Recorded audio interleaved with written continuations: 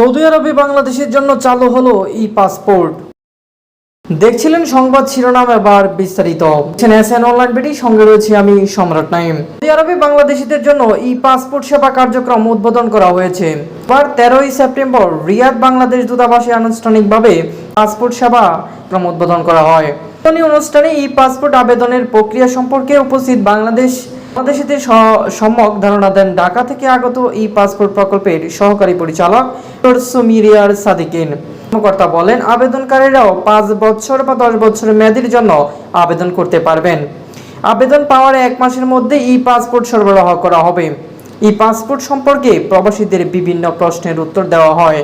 অনুষ্ঠানের ই পাসপোর্ট ও স্বয়ংক্রিয়ভাবে বর্ডার নিয়ন্ত্রণ প্রকল্প এর উপর নির্মিত একটি তথ্যচিত্র প্রদর্শন করা হয়। সভাপতির বক্তব্যে চার্জ দ্য অ্যাফেয়ার্স রাকিবুল্লাহ বলেন, বাংলাদেশের 46তম মিশন হিসেবে সৌদি আরবে ই পাসপোর্ট সেবা চালু করা হলো। তিনি জানান, ই পাসপোর্ট সেবা দানের জন্য ইতিমধ্যেই দূতাবাসের 20টি বুথ স্থাপন করা হয়েছে।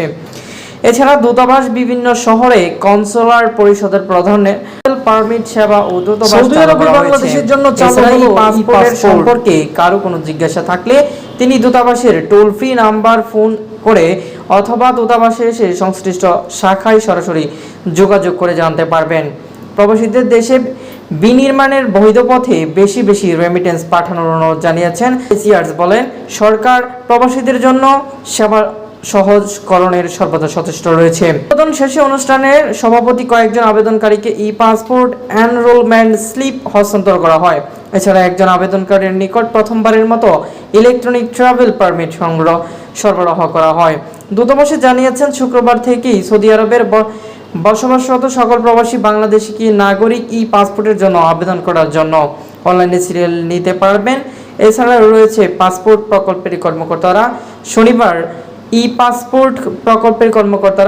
14 সেপ্টেম্বর জেদ্দা গমন করে বাংলাদেশের কনসুলেটেন্ট ই পাসপোর্ট সেবাটি চালু করবেন। পরবর্তী আপডেট পাওয়ার জন্য সঙ্গেই থাকুন। ধন্যবাদ সবাইকে।